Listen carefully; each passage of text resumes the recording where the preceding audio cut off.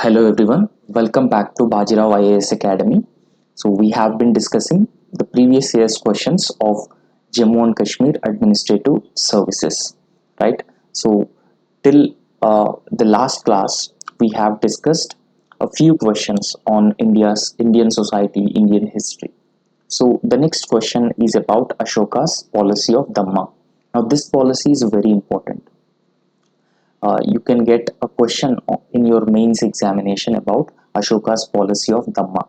Now, why this policy is most significant is because this is the policy which has been emphasizing on the value of uh, communal tolerance, respecting each other's religion, and living a peaceful life.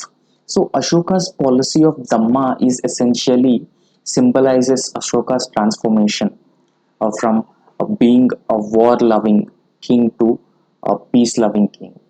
So therefore, the question has been asked that discuss Ashoka's policy of Dhamma as gleaned from his edicts.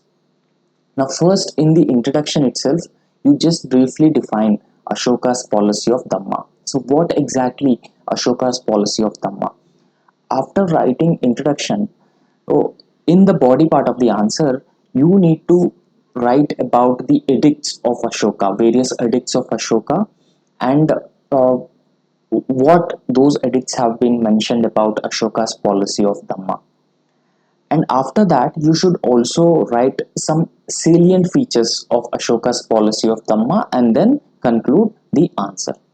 So, firstly, if you try and understand, so what exactly Ashoka's policy of Dhamma? See, Dhamma is an ethical code, right? So, in modern days, we have been emphasizing on ethical code of conduct for bureaucrats, for politicians, for organizations. Why? Because ethical code of conduct ensures better organizational functioning. So therefore, Ashoka's policy of Dhamma is was an ethical code. Okay, so this essentially ensures the social responsibility among the people. Now, when people follow the ethical code of conduct, so it creates a sense of responsibility, a sense of social responsibility among the people. So therefore, since there were many number of sects and religions at the time, the kind of a social responsibility is very important for communal harmony. Okay, so the Ashoka's policy of Dhamma is essentially different from the religions that were popular at that time. Now, if you look at the Ashoka's time, the popular religions were Hinduism, Jainism, and Buddhism. So, therefore, Ashoka's policy of Dhamma is not a religious principle or religious policy, but these principles of Dhamma are different from the religions that were popular at the time. However, if you understand the ultimate goal of Dhamma, okay, so what is the ultimate goal of Dhamma? So it essentially emphasizes on harmonious environment. Okay, so creation of a harmonious environment. So as I have told you, there were different sects, and those sects have been in a constant conflict with each other. So in this context, Ashoka's policy of Dhamma has emphasized on harmonious environment, okay, among all the people. So there will be no distinctions in terms of caste, religion, and other distinctions, whether gender.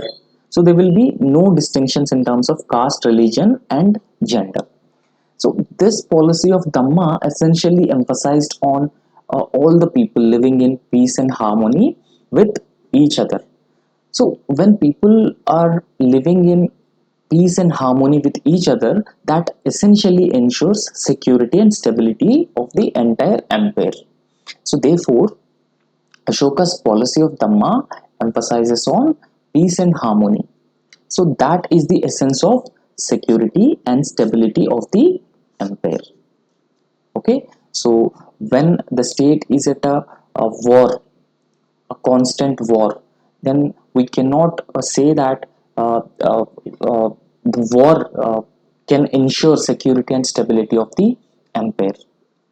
Now, so for Ashoka, Dhamma is a way of life. It is not just a doctrine. It is not just a simple doctrine, but it is a way of life. Why it is a way of life? Because the Ashoka's policy of Dhamma has several principles which emphasizes how an individual should live. So, how an individual's conduct should be when he is in a society. So, therefore, it inculcates social responsibility among the people. So, this is a way of life. Ashoka's policy of Dhamma is a way of life. So, therefore, it essentially based on the civic responsibility and social responsibility of the people in that particular society. So, after that, Dhamma was meant to reach every member of the society. Okay, so it is not just limited, or it is not just related to few individuals in a society. Rather, Ashoka wanted to reach every member of the society through his policy of Dhamma. So, for that, Ashoka has created a cadre of officers, and they are called as Dhamma Mahamatas. Okay, so please remember this term, Dhamma Mahamatras. So they are very important officers under Ashoka. So their duty was to spread, propagate the ideals of Dhamma to every individual in that particular society. So here you can see Ashoka and Buddhist monks and how they are teaching the normal people. Right. Now, the second part of the question which is being asked, what are the major edicts which talk about Ashoka's policy of Dhamma? So here we need to write different edicts which are given by Ashoka and how exactly they emphasized on Ashoka's policy of Dhamma. So first and foremost, when we talk about the major rock edict 1 of Ashoka, so it emphasizes on prohibition of animal sacrifice. So animal sacrifice is also a sort of a violence against animals. Okay, so therefore, this particular rock edict has emphasized on prohibition of animal sacrifices. For example, when people are gathering in a large number for festivals or other ceremonies, so that there was a usual practice of animal sacrifice. So Ashoka emphasized that uh, the policy of Dhamma has emphasized that there should be a prohibition of animal sacrifice, because animals also have a right to live. Second major rock edict. So it particularly talks about the measures that should be taken for ensuring social welfare in the society. So social welfare is not just for a particular people, okay, so a particular section of the society, but social welfare for men, women, and also animals. So, therefore, in order to ensure social welfare, this a particular rock edict talked about setting up hospitals, roads, wells, and also planting trees. And the third major rock edict, this also has some features of Buddhist policy of Dhamma. So, for example, this rock edict talked about officers such as Pradesikas. So they are head of districts, and the officers who are called as Yuktas. They were subordinate officers. Rajukas, they were rural administrators. Okay, so they used to tour every 5 years to propagate the policy of Dhamma. So these officers, along with Dhamma Mahamatras, they also used to tour around the kingdom and propagate the policy of Dhamma. So the fifth major rock edict. So this rock edict particularly talks about Dhamma Mahamatras. So earlier in the discussion, we have understood who were Dhamma Mahamatras, a special cadre of officers created by Ashoka. So their responsibility was to propagate Dhamma, to inculcate social responsibility among the people. So this rock edict was issued in the 12th year of Ashoka's reign into the throne. So the main function of the Dhamma Mahamatras was to maintain the communal harmony and also spreading the message of Dharma, right? So because of the existence of different sects within the society, so the society was experiencing instability, so lack of harmony. So Dhamma Mahamatra's essential function was to maintain communal harmony and spread the message of Dhamma. So, along with the responsibilities and talking about Dhamma Mahamatras, Major Rock Edict 5 has also talked about fair and humane treatment that should be given to servants and prisoners. Now, if you look at the contemporary times, so jails are, prisons are facing the problem of overcrowding of prisons. Okay, overcrowding of prisons, and in several instances, the rights which are being given to the prisoners were denied, and servants were also not treated in a humane manner. But Ashoka's policy of Dhamma has emphasized on these aspects, that fair and humane treatment of servants and also prisoners. Now, after that, Major Rock Edict 7 has also emphasized on very important value, that is toleration.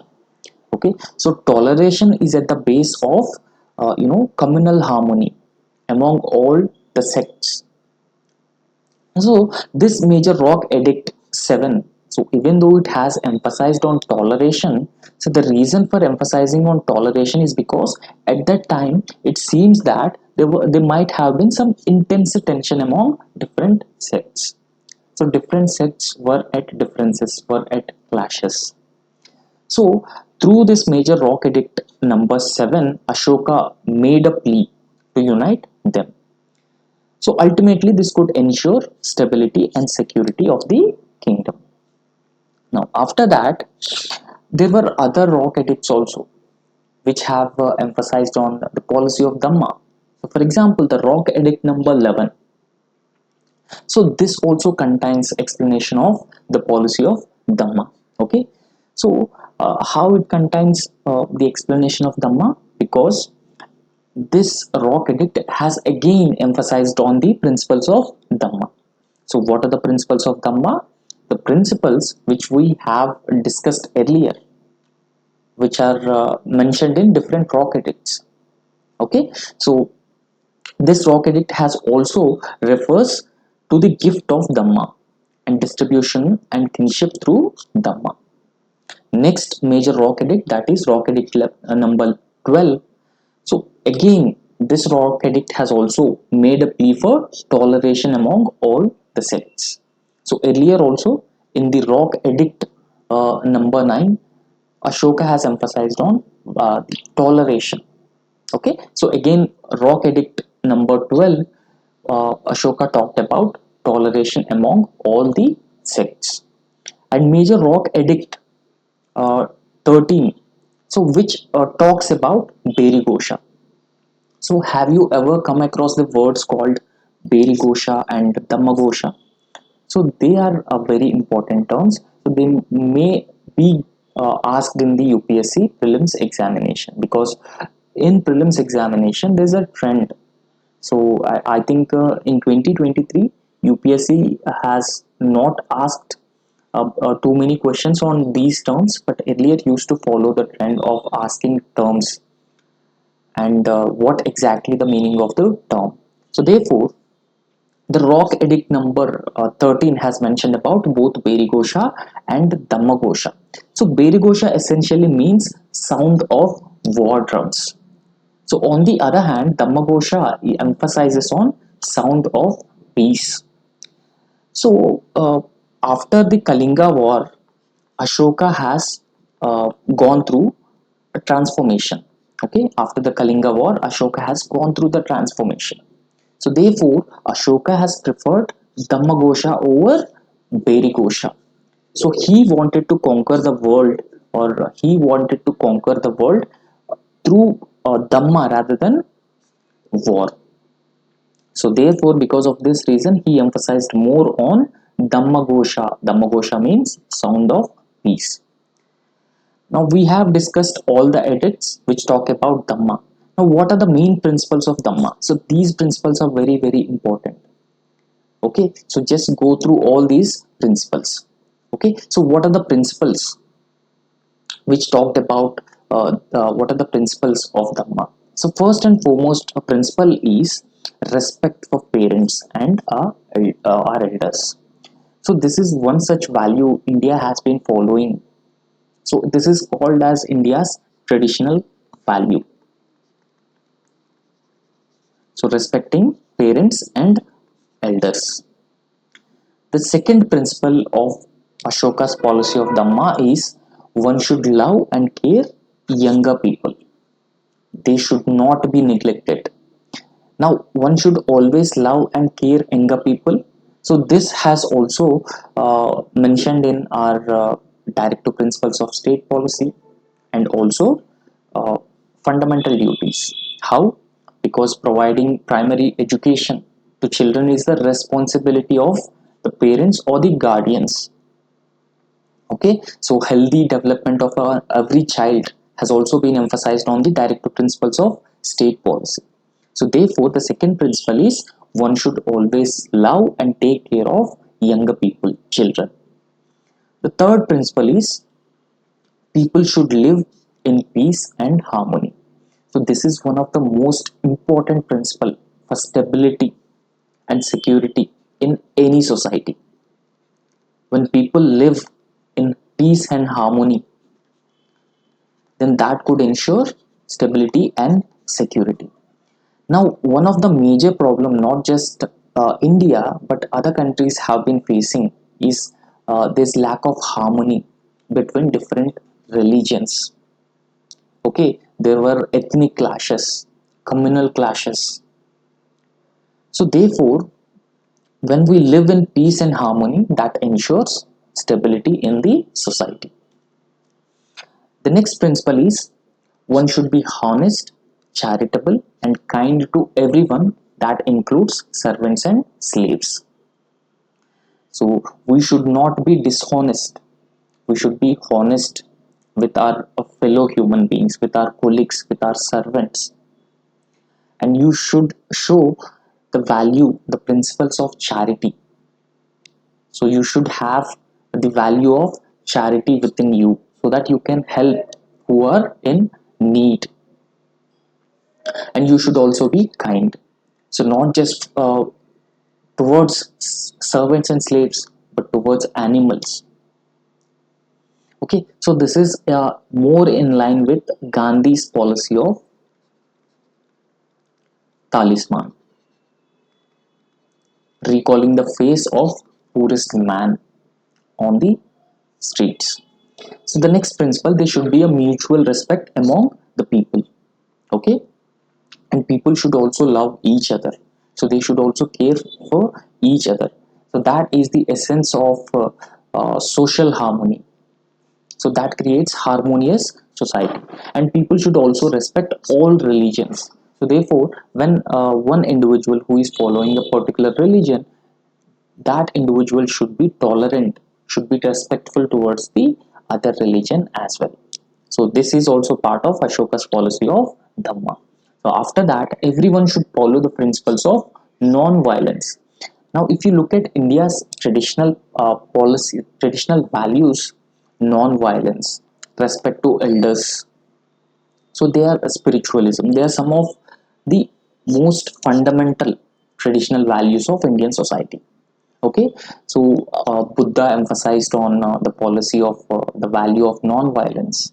Ashoka in his policy of Dhamma has emphasized on non-violence. Even Gandhi during India's freedom struggle has also emphasized on the value of non-violence. So therefore, ahimsa and non-injury towards all living beings, whether it is man or animals. So the Ashoka's policy of Dhamma has also talked about good conduct and good character. Okay, so it also believed in karma. So what is this karma? So if we do good deeds, then they will be reflected in our next birth or in the same birth. So Ashoka's policy of dharma has also been emphasized on the concept of karma. So this guides individual to have a good conduct, show good conduct and good character towards man and animals. So when we conclude this answer, so we can mention that the Ashoka's policy of Dhamma is a little different, okay, somewhat different from Buddhism. Okay, it is not exactly a religious doctrine, so it is somewhat different from Buddhism.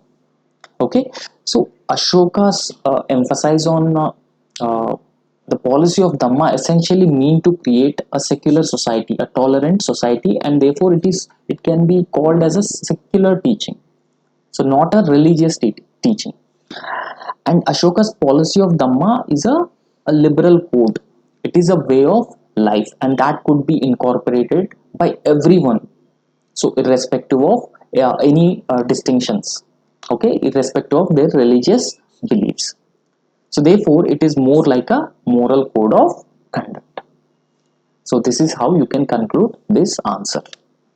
Now, so the next answer which is being asked is about the architecture. Now, architecture also plays a very important role in examination. So, especially the Islamic architecture. So, this is also a very important topic.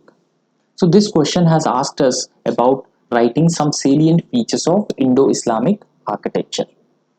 Now, Taj Mahal, here you can see Taj Mahal. This is an example of Indo-Islamic architecture. Right. So Indo-Islamic architecture, when you write introduction, so you just mention that it combines Indian, Persian and Central Asian styles. So it is not just Indian style or West Asian style or the Central Asian style. So rather, so it combines all the major architectural styles. So that results in creating a unique style. So unique style that is different from any other architectural styles across the world. So now we need to discuss about the salient features of Indo-Islamic architecture. The first and foremost thing, so when we talk about the Indo-Islamic architecture, so the architecture, the structures have essentially constitute domes and arcades. So now, if you look at the Taj Mahal, so here you can see this is a dome. Okay, so in a similar way, the Indo-Islamic architecture has emphasized on these domes and arcades. Secondly, these architectural features have minarets. So what are minarets? So here you can see these are minarets. So these are tall, slender structures. So they are called as minarets. Right now, so these are tall and slender towers. So they are situated across mosques and mausoleums. However, so these minarets were used to call for prayer, okay, Islamic prayers, and these minarets also have balconies, galleries, and intricate carvings across the walls of these minarets. Okay, so if you look at this minaret, you can see here it has a balconies. Okay, so this is essentially used for calling prayers. So along with these features, the Indo-Islamic architecture also has intricate carvings and also calligraphy. So yes, this is mostly emphasized on all the Indo-Islamic architectural styles. Okay, the calligraphy, right? So buildings often have intricate the geometric patterns, floral motifs, and Arabic inscriptions.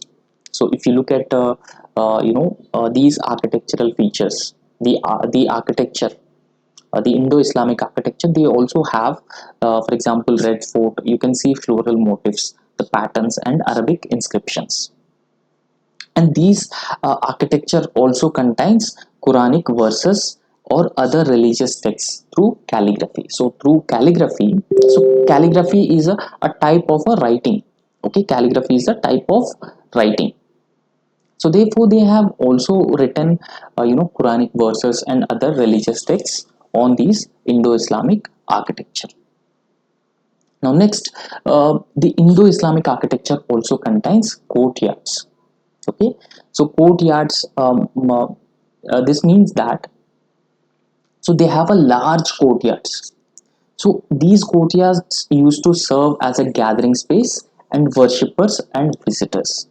So if you look at the Jama Masjid, if you went to Jama Masjid in Delhi, so it has a large courtyard, and this courtyard serve as a gathering spaces for worshippers and visitors. So secondly, they also used marble and red sandstone extensively. So whether it is Red Fort, Jama Masjid, and also Taj Mahal. So you can see the use of marble and sandstone. Okay, so along with these things, the marble is utilized especially for intricate carvings, inlay work, and red sandstone is specifically used for building walls and facades of these architectural styles. Right. Now, in this context, uh, what are the examples of Indo-Islamic architecture in India? So, where we can see these styles which are being mentioned now. So, Taj Mahal in Agra is one of the best example of Indo-Islamic architecture. So, it is constructed with white marble, and it has intricate detailing of Indo-Islamic features. Secondly, Jama Masjid in Delhi. So this masjid has the distinction of India's largest mosque. Okay, so it is being constructed with red sandstone and white marble, and this also exhibits the Indo-Islamic architectural features. Secondly, there was a massive dome or whispering gallery of Bijapur's Gol Gumbaj. Okay, so this is also an example of uh, Indo-Islamic architecture. Now after that, the red sandstone and marble of Qutub Minar in Delhi can also be called as an example of Indo-Islamic architecture. So therefore all these examples which we mention right now, they exhibit the Indo-Islamic architectural styles that we were discussed in the previous slide. Okay, so it is a unique blend of architectural styles and a grandeur of Indo-Islamic architecture. So finally, the Indo-Islamic architecture in India. So it features arcades, domes, minarets, ornate carvings, and calligraphy. So this is essentially you're just summarizing what you have written. So in conclusion, you can also summarize this way. Okay, so finally you can write about the overall significance of Indo-Islamic architecture in India's cultural tradition. Right. So this is essentially a fusion of architectural styles, and it has resulted in creation of a magnificent structures. So these structures have showcased, they are showcasing cultural and artistic exchange between civilizations. So how it is an exchange between civilizations? Because the Indo-Islamic architecture primarily contains the architectural styles from Persia, India, and also Central Asia. So essentially, this it showcases the cultural and artistic fusion of architectural styles of different civilizations. So in this manner, you can conclude this answer. Okay. So the next very important question is about the integration of princely states. So we all know that Sardar Vallabhbhai Patel, Sardar Vallabhbhai Patel. So he had a huge role in integration of all the princely states. So when a British left India, princely states were given two options. Either they can remain independent, so or they can join either India or Pakistan. So around 565 princely states during British India. So most of them were either decided to join India But within India, there were few princely states which preferred joining Pakistan. Firstly, or secondly, they wanted to remain independent. Okay, they wanted to remain independent. So, in this context, our former Home Minister, Shri Sardar Vallabhbhai Patel, so he had used different methods to integrate all these princely states. Now, in this question, we need to evaluate the role of Sardar Vallabhbhai Patel in the merger of princely states. Now, if you remember, Sardar Vallabhbhai Patel is also called as the Iron Man of India. Okay, because of his role in integrating all these princely states, he is called as the Iron Man of India. Now, so what are those princely states? So first and foremost, we need to understand the princely states. So princely states were several large and small states. So they were existed during British India. So these princely states were ruled by the local princes. Okay, so they used to have a some form of internal control over the internal affairs. So when they accept the British supremacy, so they have a some sort of internal control. So if they don't accept the British supremacy, then British would conquer those princely states and integrate them as part of India. However, when they accept the British supremacy, they they remind their they retain the position, and they have some sort of an internal control, and the several other matters like foreign policy, communication, external affairs, everything would be under the control of British. Okay, so the total number of princely states in British India were 565 in number. So these were total number of princely states. So these princely states used to cover around one third of India's land area. So you can imagine the number of princely states and their importance for country like India. Okay, so in fact, one out of every four Indians lived in the rule of princely states. So you can imagine, so if princely states were allowed to be controlled by Pakistan, were allowed to join Pakistan or remain independent, we cannot have an integrated India. Right now we have been experiencing.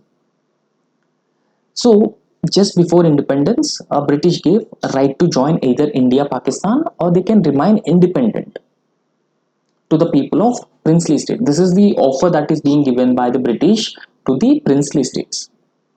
Okay, so taking inspiration from this offer of the British, several princely states were or remain, they were interested in remaining independent. So they don't want to join either India or Pakistan. A few princely states were interested in joining Pakistan. For example, Hyderabad, princely state of Hyderabad. So in this context, Sardar Vallabhbhai Patel, he was the Home Minister of the interim government. So the interim government was formed immediately after British left India. So there was no full-fledged government. Elections were not held. So they were held after 1951. So Home Minister of the interim government was Sardar Vallabhbhai Patel. So Sardar Vallabhbhai Patel was actually responsible for unifying and creating a united country like India. So he had played a very crucial role in integrating all these princely states. So how he played such a crucial role for integration of these princely states?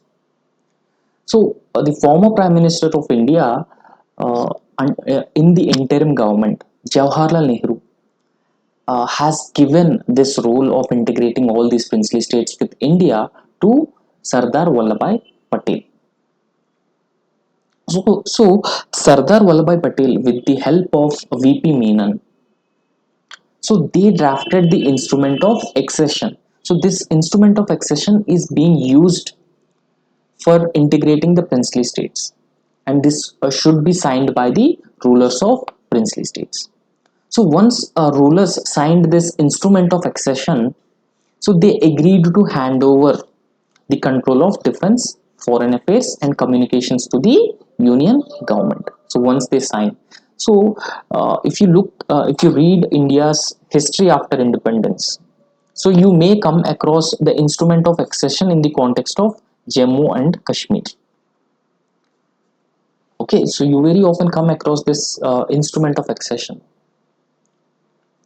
So because when it comes to the other princely states, the instrument of accession was not that much of a reason for conflict. So the accession was very smooth, but in the case of Jammu and Kashmir, the accession was not very smooth, and this conflict is still going on between India and Pakistan. So Patel introduced the idea of privy purses. So what were these privy purses? So these privy purses essentially meant to provide financial assistance for making payments to those rulers who agreed to hand over the sovereignty of princely states to India, or they agreed to integrate those princely states with India. So, however, if you follow the timeline, Indira Gandhi government abolished the privy purses, okay, as a part of socialization. Now, however, there were several princely states out of 565 princely states. So, several princely states were joined India, but some princely states like Travancore, Bhopal, so they still hesitant to join India. So they not interested in joining India or the Constituent Assembly, because in Constituent Assembly also the representation is being given to the princely states, the Muslim League, Congress, and also princely states. So in order to decide the constitution. So however, the princely states like Travancore and Bhopal, they were hesitant to join India and the Constituent Assembly. Now we need to look at the efforts which are being made by Sardar Vallabhbhai Patel in integrating the princely states into India. First and foremost, we need to discuss about Hyderabad princely state. So the efforts being put forward by Sardar Vallabhbhai Patel in integrating Hyderabad are really laudable efforts, because the Nizam of Hyderabad, so he is contemplating that either he should be independent or he should join Pakistan. Okay, so joining Pakistan would be detrimental for India's interests at that time. So therefore, Patel immediately take a decision on this. So he sent a contingent of troops, because alternatively there was a freedom struggle that is being going on within the princely state of Hyderabad. So people have been demanding freedom within the princely state, so because of the exploitation being meted out to the people by these rulers. So operation through police operation for sending troops against the Nizam. So within 4 days India had a total control of Hyderabad. So the next phase was integrating Hyderabad with India. So secondly, Jodhpur. So Jodhpur is a princely state in Rajasthan. So the ruler of Jodhpur decided to integrate Jodhpur with Pakistan. Okay, so Patel had understood the situation. So he immediately contacted the ruler of the Jodhpur princely state. So immediately contacted him. He not just yes, using troops against princely states is one option of Patel. So on the other hand, when it comes to the Jodhpur, he offered several benefits to get the prince to accede to India. Okay, so he offered several benefits. So he don't send troops, rather he offered several benefits. So when it comes to Junagadh, so Junagadh is in Gujarat. Okay, so Nawab of Junagadh also decided to accede Junagadh with Pakistan. So however, Patel talked to Pakistani leadership. So and Patel also convinced the Pakistani leadership to hold plebiscite hold plebiscite in the princely state of Junagadh. So therefore, the people have also been fighting against the Junagadh rulers because of the exploitation. So in fact, Patel also sent troops to force the annexation of its three principalities. So however, later the plebiscite was held and 91 percentage of population voted in favor of joining India. So they wanted to remain in India. Okay, so and in fact the Diwan of Junagadh was also forced to exit to India. So secondly, when it comes to Kashmir, so this is one of the most conflict prone area. So because with respect to Kashmir, the king of Kashmir was Raja Hari Singh. So Raja Hari Singh was a Hindu ruler. Okay, majority of the population were Muslim. So Raja Hari Singh was a Hindu ruler. However, Raja Hari Singh was decided to be an independent decided to make Kashmir as an independent state. So he don't want to join either India or Pakistan. So he wanted to remain as a independent remain it he wanted to make Kashmir as an independent state. So however, the Pakistani tribes, okay, the Pashtun tribes, so they were armed tribesmen from Pakistan. So they entered into Jammu and Kashmir, so to capture the Kashmir region. So because of that you can see that POK, so the Pakistan occupied Kashmir, so including Gilgit Baltistan and Kashmir. So this POK is demarcated because the armed tribesmen from Pakistan were entered and captured this region. So later India went to United Nations and United Nations imposed a ceasefire. So because of this reason, some part of Jammu and Kashmir still with the Pakistan. Okay, so after these tribesmen entered Kashmir, Raja Hari Singh appealed for India's help. So he want India to help out. So then Patel and Nehru agreed to send the necessary help. So after signing the instrument of accession, so since Raja Hari Singh signed an instrument of accession, this is a legal ground. Okay, so to strengthen India's position that the Pakistan occupied Kashmir is belongs to India. Okay, so after that the Kashmir was included as part of Union of India. Now the Manipur, the region of Manipur, the princely state of Manipur, uh, integration with India is also done under the leadership of Sardar Vallabhbhai Patel. So it became a constitutional monarchy in the year 1948. So, however, the Legislative Assembly of Manipur, there were sharp differences over the question of merger of Manipur with India. So, however, the Maharaja of Bodh Chandra, so he was pressurized by the Indian government to sign the instrument of accession. So, these were the princely states which were convinced and used force by the uh, Indian leadership, primarily Sardar Vallabhbhai Patel, to be integrating with or to join with India. So through his statesmanship, negotiations, the princely states, and through diplomacy and real politics, Sardar Vallabhbhai Patel managed to bring nearly all of the princely states under the Union of India. So because of this reason, he is now regarded as symbol of unity. Okay, so the Statue of Unity was also built in Narmada River. Okay, so this is all about this question. So the next question is with respect to Indian Regional Navigation Satellite System.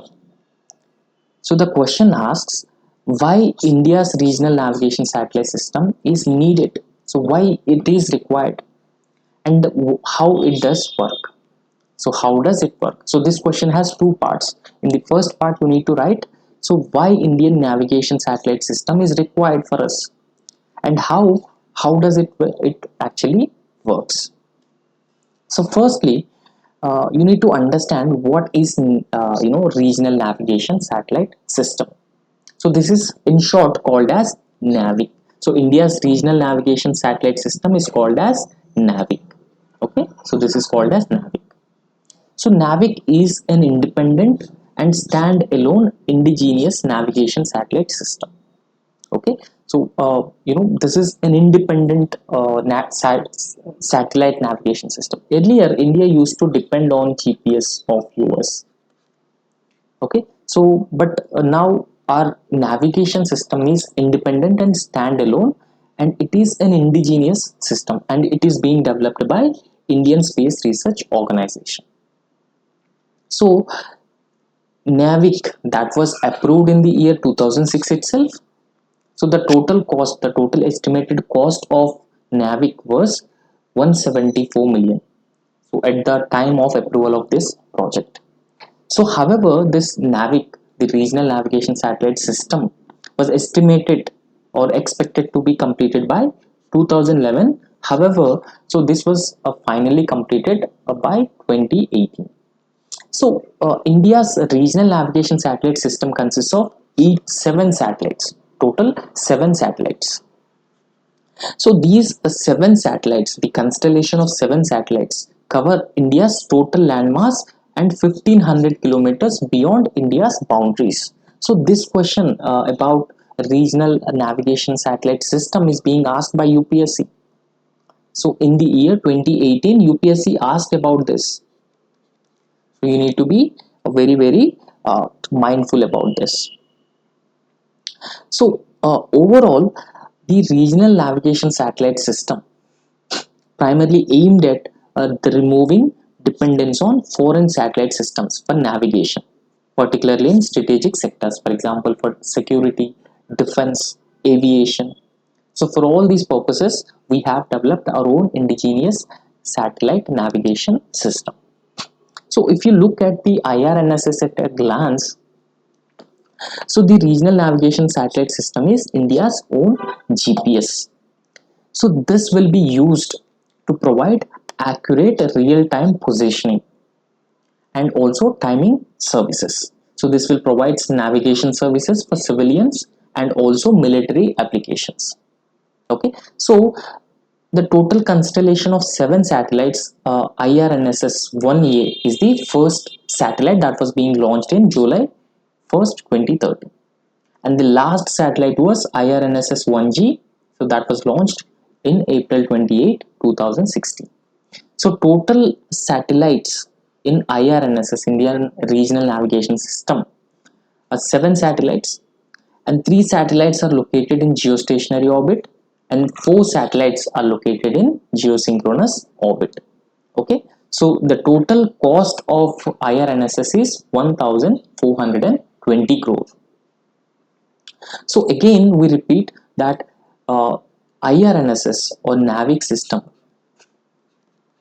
will cover entire Indian territory and 1500 kilometers beyond India's borders.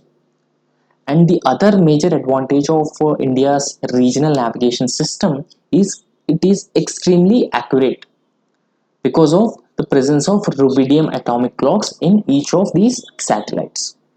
Okay, right. So the IRNSS provides standard positioning services and it is open to all users. So the accuracy is better than 20 meters. Right. So these four satellites in the geosynchronous orbit, so they move in pairs. Okay, and they appear from ground to travel in a figure 8. So they are appearing like a traveling in the form in a figure like 8. So they assist in accurate positioning determination. So three satellites which are in geostationary orbit, so they appear from the ground to be permanently fixed. Okay, so satellites in geostationary orbit, they generally appears to be permanently fixed. Now secondly, what is the significance of NAVIC? So why it is important? So after having India's own regional navigation satellite system, India became the fifth country, okay, only fifth country to develop such a navigation system, because USA has already developed a GPS. So we used to have a GPS when we don't have our own navigation satellite system. So Russia developed GLONASS. So Europe also has their own navigation system called Galileo, and China has Beidou.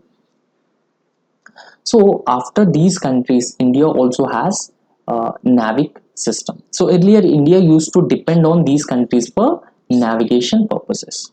So because of the regional navigation system, so India has significantly reduced its dependence on these countries for navigation.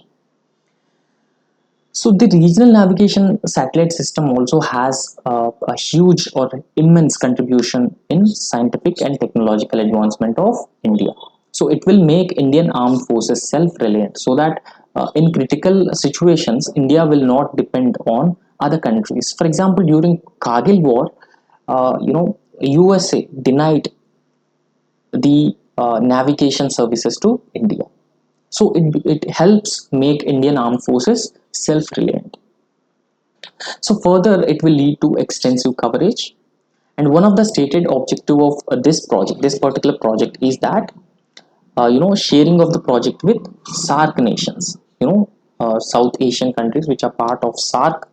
So the benefits will be shared with the SAARC nations as well, because remember 1500-kilometer coverage. So it will cover all the SAARC nations.